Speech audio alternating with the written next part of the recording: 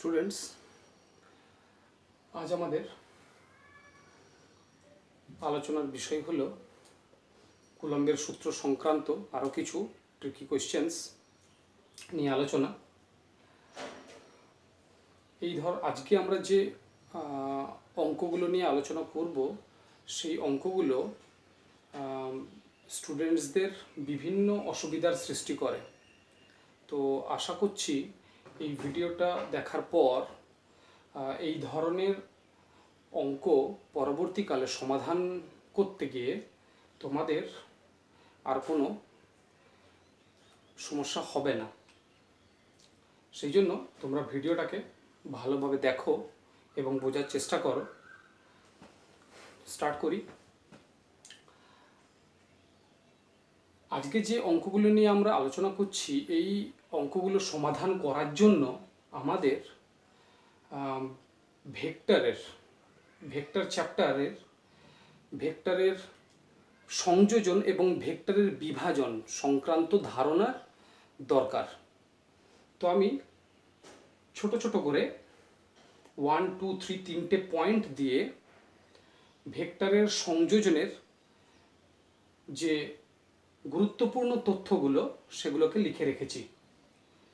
কিন্তু তোমরা মাথায় রাখবে, যে অঙ্কগুলো নিয়ে আজ আলোচনা করব সেগুলো ভালোভাবে করার জন্য ক্লাস 11-এর ভেক্টরের যে চ্যাপ্টারটা, সেটা কিন্তু তোমাদেরকে ভালোভাবে কিন্তু জানতে হবে। আচ্ছা, অঙ্কগুলো নিয়ে আলোচনা করার আগে আমি আরও একটা কথা বলে রাখি, সেটা হলো আমাদের কাছে যদি দুটো আধান থাকে, একটা Q1 এবং Q2, যারা পরস্পর থেকে r দূরত্বে রয়েছে, তাদের মধ্যে ক্রিয়াশীল আকর্ষণ বা বিকর্ষণ বল সর্বদা আধান দুটোর যে সংযোগকারী সরলরেখা, সেই সরলরেখা বরাবর ক্রিয়া করে। ঠিক আছে? এই ধরনের যে অঙ্কগুলো আজকে আমরা করব, এটা সমাধান করার জন্য এটা কিন্তু খুব গুরুত্বপূর্ণ। ঠিক আছে? কোনটা? আরেকবার বলছি না, দুটো আধানের মধ্যে ক্রিয়াশীল আকর্ষণ বা বিকর্ষণ বল সর্বদা আধান দুটোর সংযোগকারী সরলরেখা বরাবর ক্রিয়া করে। এটা কিন্তু তোমরা অবশ্যই মাথার মধ্যে রাখবে, তাহলে কিন্তু আমরা খুব সহজে অঙ্কগুলো কিন্তু সমাধান করতে পারবো। আচ্ছা, ফার্স্ট যে অঙ্কটা নিয়ে আমরা আলোচনা করব সেটা হচ্ছে, সাপোজ আমার কাছে একটা বর্গক্ষেত্র রয়েছে এ পি সি ডি। যে বর্গক্ষেত্রের প্রত্যেকটা বাহুর দৈর্ঘ্য হলো এ, এবং বর্গক্ষেত্রের যে চারটে কৌণিক বিন্দুতে প্লাস কিউ করে চারটে আধান রয়েছে। বর্গক্ষেত্রের যে কর্ণ দুটো, তাদের যে ছেদবিন্দু তাকে বলছি ও। এখানেও রয়েছে একটা প্লাস কিউ আধান। আমাকে নির্ণয় করতে হবে যে এ বি সি ডি এই চারটে কৌণিক বিন্দুতে অবস্থিত চারটে সমধর্মী আধানের জন্য বর্গক্ষেত্রের কর্ণদ্বয়ের যে ছেদবিন্দু ওতে ক্রিয়াশীল লব্ধি বলের মান কিভাবে নির্ণয় করব। আচ্ছা, এই ধরনের অঙ্ক করার আগে আমাদেরকে দুটো জিনিস মাথায় রাখতে হবে। ফার্স্ট হচ্ছে, আমরা যে বিন্দুতে লব্ধি বল নির্ণয় করব, সেই বিন্দুতে প্রত্যেকটা আধানের জন্য আলাদা আলাদা করে ক্রিয়াশীল বলের মানগুলো আমাকে নির্ণয় করতে হবে। আর দ্বিতীয় হচ্ছে, প্রত্যেকটা আধানের জন্য ক্রিয়াশীল বলের অভিমুখটা আমাকে কিন্তু খুব ভালোভাবে জানতে হবে। তাহলে এই ধরনের সমস্যা আমি খুব সহজে সমাধান করতে পারবো। আমি ফার্স্টে নির্ণয় করছি এ বিন্দুতে অবস্থিত প্লাস কিউ আধানের জন্য ও বিন্দুতে অবস্থিত প্লাস কিউ আধানের উপর ক্রিয়াশীল বিকর্ষণ বল। ফার্স্টে দেখে নিই এই বিকর্ষণ বল কোন দিকে ক্রিয়া করবে। অবশ্যই এই আধান দুটোর যে সংযোজী সরলরেখা, সেই সংযোজী সরলরেখা বরাবর এ থেকে ও বিন্দুর দিকে ক্রিয়া করবে। এবার দেখে নিই সি বিন্দুতে অবস্থিত প্লাস কিউ আধানের জন্য ও বিন্দুতে অবস্থিত প্লাস কিউ আধানের উপর ক্রিয়াশীল বিকর্ষণ বল কোন দিকে ক্রিয়া করবে? ও থেকে এর দিকে। ঠিক আছে? আশা করি তোমরা বুঝতে পেরেছো। আমি ফার্স্টে লিখছি এফ এ, অর্থাৎ এ বিন্দুতে অবস্থিত প্লাস কিউ আধানের জন্য ও বিন্দুতে অবস্থিত প্লাস কিউ আধানের উপর ক্রিয়াশীল বল। সেটা হচ্ছে কুলম্বের সূত্র থেকে খুব সহজেই আমি পেয়ে যাব কে, যেখানে কে হচ্ছে সমানুপাতিক ধ্রুবক, that is 1/4 epsilon naught K Q into Q divided by ও এ স্কোয়ার। এখানে তোমরা দেখো ও এ এটা কত হবে, a/√2। ঠিক আছে, খুব সহজে আমরা নির্ণয় করতে পারি, কারণ এসি এটা হচ্ছে এ ডি সি এই সমকোণী ত্রিভুজের অতিভুজ, দেয়ারফোর এসি এটা হয়ে যাবে a square plus a square, that is 2a square root, that is equal to √2a। এখন ও এ that is equal to AC/2, AC divided by 2, that is √2a divided by 2, that is a/√2। ঠিক আছে, তাহলে আমি এই অংশটা একটু মুছে দিচ্ছি, তার জায়গায় আমি কি লিখছি, O A that is equal to O B that is equal to O C that is equal to OD that is equal to a/√2। Okay, আচ্ছা তাহলে এখানে কি পাবো, k q square divided by a/√2 whole square, that is 2k q square by a square. আচ্ছা এর অভিমুখ কোন দিকে, ও থেকে C, that is O C. Okay, এখন বের করছি সি বিন্দুতে অবস্থিত প্লাস কিউ আধানের জন্য ও বিন্দুতে অবস্থিত প্লাস কিউ আধানের উপরে বিকর্ষণ বল, দ্যাট ইজ এফসি। আমরা যদি ভালো করে দেখি তাহলে দেখব এই বলের মানও কিন্তু হবে 2k/2 divided by a square. এই বলের অভিমুখ কোন দিকে হবে, ও থেকে এ। কি দেখতে পাচ্ছি, ও বিন্দুতে অবস্থিত প্লাস কিউ আধানের উপরে এ এবং সি বিন্দুতে অবস্থিত দুটো সমধর্মী আধানের জন্য ক্রিয়াশীল বলের মান পরস্পর সমান, f a that is equal to f c সমান, এবং তারা পরস্পর বিপরীত দিকে ক্রিয়া করছে।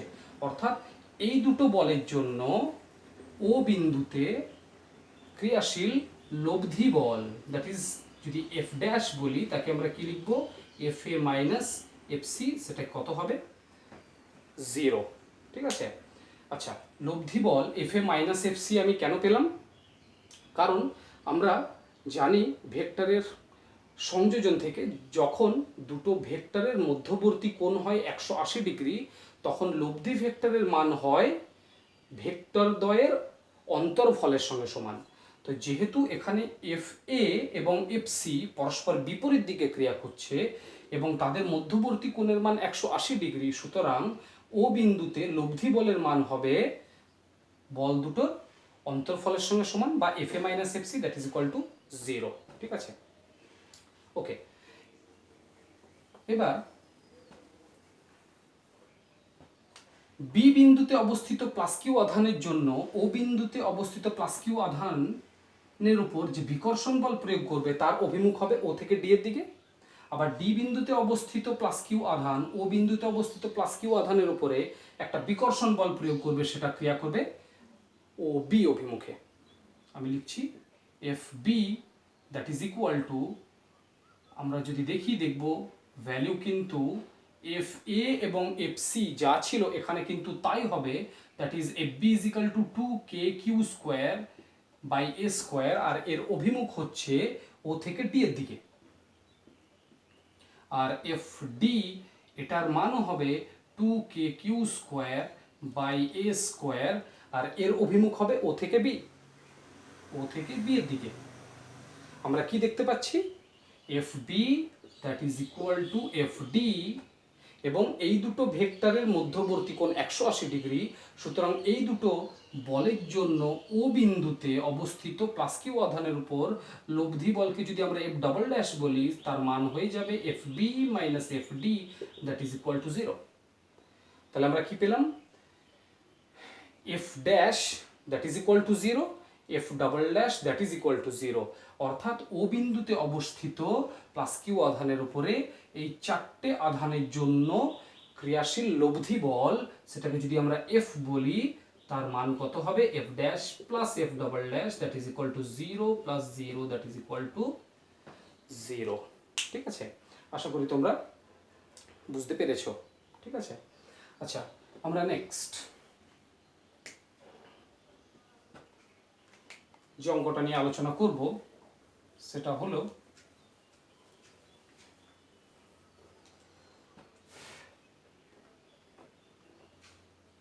অঙ্কটা দেখো একই থাকছে, শুধুমাত্র আমি কি করছি এই চারটে আধানের মধ্যে শুধুমাত্র যে কোনো একটা আধানকে আমি কি করে দিচ্ছি নেগেটিভ। তাহলে ও বিন্দুতে অবস্থিত প্লাস কিউ আধানের উপরে লব্ধি বলের মানের কি পরিবর্তন হবে সেটা দেখি। ঠিক আছে, আচ্ছা ফার্স্টে দেখে নিচ্ছি বি বিন্দুতে অবস্থিত আধানের উপরে এবং ডি বিন্দুতে অবস্থিত আধানের জন্য ও বিন্দুতে অবস্থিত আধানের উপর লব্ধি বল কত হবে 0। কারণ কি আমরা আগেই পেয়েছি F B that is equal to 2k q square by a square, আর এর অভিমুখ হচ্ছে ও থেকে ডি, আর F D that is equal to 2k q square divided by a square, এর অভিমুখ হলো ও থেকে ডি। তাহলে এই দুটো আধানের জন্য ও বিন্দুতে লব্ধি বলের মান এফ ড্যাশ যদি বলি সেটা আমরা কি পাবো f b minus f D that is equal to 0। কারণ এখান থেকে আমরা দেখতে পাচ্ছি এফ বি এবং এফ ডি হলো পরস্পর সমান। এবার দেখি এ আর সি বিন্দুতে অবস্থিত এই দুটো আধানের জন্য ও বিন্দুতে লব্ধি বলের মান। আচ্ছা এ বিন্দুতে অবস্থিত আধানের জন্য ও বিন্দুতে অবস্থিত আধানের ওপর ক্রিয়াশীল বলের মান আমরা আগেই বের করেছিলাম আগের অঙ্কতে 2k q square by a squared, যার অভিমুখ ছিল ও থেকে সি এর দিকে। এবার বের করছি সি বিন্দুতে অবস্থিত মাইনাস কিউ আধানের জন্য ও বিন্দুতে অবস্থিত প্লাস কিউ আধানের উপর ক্রিয়াশীল আকর্ষণ বল। আকর্ষণ বলটা এদিকে ক্রিয়া করবে, আর এ বিন্দুতে অবস্থিত আধানের জন্য ও বিন্দুতে অবস্থিত আধানের উপর একটা বিকর্ষণ বল ক্রিয়া করেছিল ও থেকে সি, যেটা আমরা লিখে রেখেছি। আচ্ছা এবার বের করি এফ সি। এফ সি তার মান কি হবে 2k q square by a squared. এটা আনচেঞ্জ থাকবে, শুধুমাত্র অভিমুখটা কি হয়ে যাবে, যেহেতু এটা আকর্ষণ বল তাই অভিমুখটা হয়ে যাবে ও থেকে সি এর দিকে। আমরা কি দেখতে পাচ্ছি যে এফ এ এবং এফ সি দুটো বলের মান সমান এবং তাদের অভিমুখও হচ্ছে সমান। এবার আমরা দেখছি কি যখন দুটো ভেক্টরের মধ্যবর্তী কোণ হয় 0 ডিগ্রি, অর্থাৎ তারা যখন একই অভিমুখে ক্রিয়া করে তখন লব্ধি বলের মান হয় ভেক্টর দুটোর মানের যোগফলের সঙ্গে সমান। ঠিক আছে, তাহলে এখানে আমরা এই দুটো বলের জন্য ও বিন্দুতে অবস্থিত আধানের উপর লব্ধি বল সেটাকে যদি বলি আমরা এফ ডাবল ড্যাশ, সেটা কি হয়ে যাবে F A plus F C that is equal to 2k q square by a square plus 2k q square by a square that is equal to 4k q square by a square. আর এই লব্ধি বল F double dash এর অভিমুখ কোন দিকে হবে, f এ যে অভিমুখে ক্রিয়া করছে এফ সি ও সেই অভিমুখে ক্রিয়া করছে, তাহলে লব্ধি বলও ক্রিয়া করবে একই অভিমুখে দ্যাট ইজ ও থেকে সি এর দিকে। আচ্ছা তাহলে এই চারটে আধানের জন্যই বর্গক্ষেত্রে চারটে কৌণিক বিন্দুতে রাখা চারটে আধানের জন্য ও বিন্দুতে অবস্থিত আধানের উপর লব্ধি বল কত হবে F that is equal to এফ dash plus F double dash বলছি। এফ ড্যাশ সেটা ছিল আমাদের 0, এফ ডাবল ড্যাশ সেটাকে আমরা পেয়ে গেছি 4k q square by a square that is 4k q square by a square, আর এর অভিমুখ হলো ও থেকে সি এর দিকে। ঠিক আছে, আশা করি সবাই বুঝতে পেরেছ এই পদ্ধতিটা। যখন চারটে আধানের মধ্যে যে কোনো একটা আধানকে যদি আমি নেগেটিভ করে দিই তখন ও বিন্দুতে লব্ধি বলের মান কত হবে। এরপরের যে অঙ্কটা সেটাতে আমরা আর একটু চেঞ্জ করছি, কি রকম না যদি আমরা ডি বিন্দুতে অবস্থিত আধানটাকেও যদি আমরা নেগেটিভ করে দিই তখন ও বিন্দুতে অবস্থিত আধানের উপর ক্রিয়াশীল লব্ধি বলের মান কত হবে দেখে নিচ্ছি।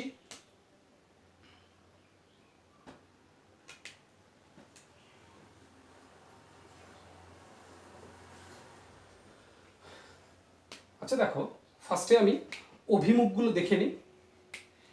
এ বিন্দুতে অবস্থিত আধান ও বিন্দুতে অবস্থিত আধানকে বিকর্ষণ করবে ও থেকে সি এর দিকে। সি বিন্দুতে অবস্থিত ঋণাত্মক আধান ও বিন্দুতে অবস্থিত আধানকে ও থেকে সি এর দিকে আকর্ষণ করবে। তাহলে এই দুটো আধানের জন্য ও বিন্দুতে অবস্থিত আধানের উপরে ক্রিয়াশীল বলের অভিমুখ হলো একই দিকে। আচ্ছা, বি বিন্দুতে অবস্থিত আধান ও বিন্দুতে অবস্থিত আধানকে বিকর্ষণ করবে ও থেকে ডি এর দিকে। আবার ডি বিন্দুতে অবস্থিত ঋণাত্মক আধান ও বিন্দুতে অবস্থিত ঋণাত্মক আধানকে ও থেকে ডি এর দিকে আকর্ষণ করবে। সুতরাং বি এবং ডি বিন্দুতে অবস্থিত আধান দুটোর জন্য ও বিন্দুতে ক্রিয়াশীল বলের অভিমুখ হলো একই দিকে। আমরা আগেই দেখেছিলাম যে f a that is equal to f B that is equal to f C that is equal to f B that is equal to কত ছিল, 2 q square divided by a squared. এখন এ এবং C বিন্দুতে অবস্থিত আধানের জন্য ও বিন্দুতে লব্ধি বলের মানকে যদি আমরা বলি এফ ড্যাশ, তাহলে সেটা কত হবে, এফ এ প্লাস এফ সি। কারণ কি, এই দুটো আধানের জন্য ও বিন্দুতে যে বল ক্রিয়া করছে সেই দুটো বল একই অভিমুখে ক্রিয়া করছে। আর আমরা জানি যে দুটো ভেক্টরের মধ্যবর্তী কোণ যদি 0 ডিগ্রি হয় বা যদি তারা একই অভিমুখে ক্রিয়া করে, তখন লব্ধি বলের মান হয় ভেক্টর দুটোর মানের যোগফলের সঙ্গে সমান। তাহলে এখানে কি করব, এফ এ প্লাস এফ সি যোগ করলে দেখো আমরা পাবো 4k q square by a square. আর এর অভিমুখটা কি হবে, ও থেকে সি এর দিকে। আবার একই রকম ভাবে বি এবং ডি বিন্দুতে অবস্থিত আধান দুটোর জন্য ও বিন্দুতে ক্রিয়াশীল লব্ধি বলের মানকে যদি আমরা বলি এফ ডাবল ড্যাশ, সেটাও কি হবে, f b plus f d. যেহেতু এই দুটো বলেরও মধ্যবর্তী কোণ হলো 0 ডিগ্রি, তাহলে এখানেও আমরা এফ ডাবল ড্যাশের মান পেয়ে যাব 4k q square by a square. আর এর অভিমুখ কোন দিকে হবে, ও থেকে ডি এর দিকে। আমরা কি পেলাম, এফ ড্যাশ সেটা ক্রিয়া করছে দেখো এই দিকে, আর এফ ডবল ড্যাশ সেটা ক্রিয়া করছে কিন্তু ও থেকে ডি এর দিকে। এখন এই দুটো ভেক্টরের মধ্যবর্তী কোণ কত, 90 ডিগ্রি। এফ ড্যাশ এবং এফ ডবল ড্যাশ এই দুটো বলের মধ্যবর্তী কোণ হলো 90 ডিগ্রি। আমরা জানি যে যখন দুটো ভেক্টরের মধ্যবর্তী কোণ হয় 90 ডিগ্রি, তখন লব্ধি বলের মান হয় √পি স্কোয়ার প্লাস কিউ স্কোয়ারের সঙ্গে সমান। তাহলে ও বিন্দুতে অবস্থিত আধানের উপরে লব্ধি বলের মান আমরা পেয়ে যাব এফ ইজ ইকাল টু √এফ dash square plus F double dash square √এফ ড্যাশের মান আমরা পেয়ে গেছি, that is 4k q square by a স্কোয়ারের whole square plus 4k q square by a স্কোয়ারের whole square, that is equal to কি পাবো আমরা, 4√2k q square by a square. ঠিক আছে, তাহলে আমরা এই বর্গক্ষেত্রের 4টে কৌণিক বিন্দুতে অবস্থিত আধানের জন্য ও বিন্দুতে অবস্থিত ধনাত্মক আধানের উপরে ক্রিয়াশীল লব্ধি বলের মান পেয়ে গেলাম 4√2k q square by a square. আর এই বলের অভিমুখটা আমরা কিভাবে পাবো সেটাও দেখো খুব সহজ, তোমরা বুঝতে পারবে।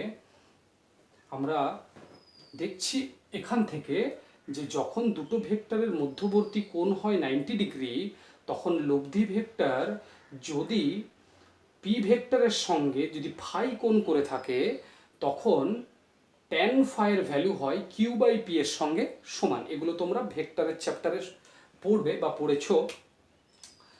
তো আমরা সাপোজ ধরে নিচ্ছি লব্ধি ভেক্টর সাপোজ ধরে নিচ্ছি লব্ধি ভেক্টর এই দুটো ভেক্টরের মধ্যবর্তী কোনো দিকে ক্রিয়া করছে,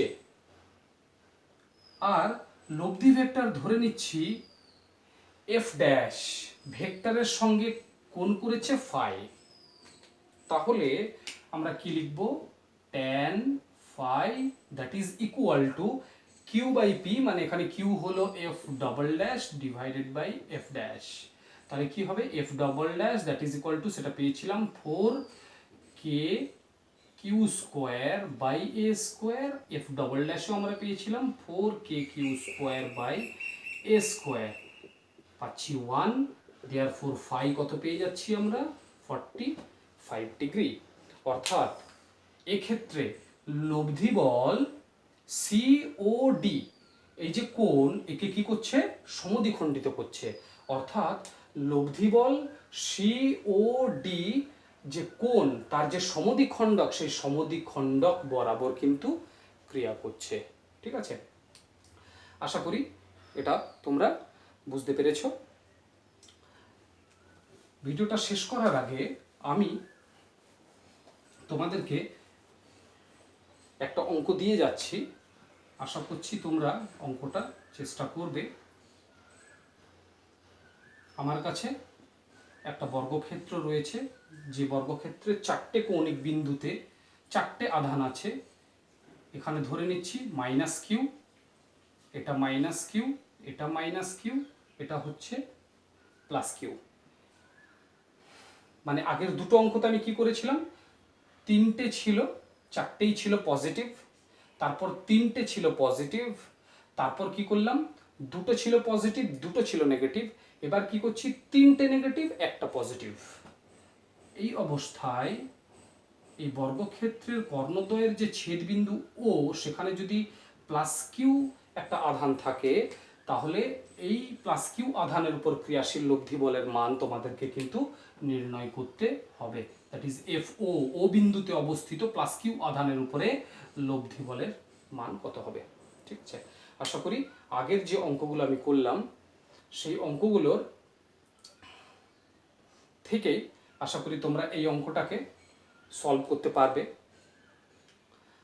তাও যদি এই অঙ্ক সংক্রান্ত কোনো কোয়েশ্চেন থাকে, যেটা তোমরা বুঝতে পারছো না বা বুঝতে অসুবিধা হচ্ছে, আমাকে কমেন্ট বক্সে লিখে জানাবে, আমি তার উত্তর দেওয়ার চেষ্টা করব। ওকে।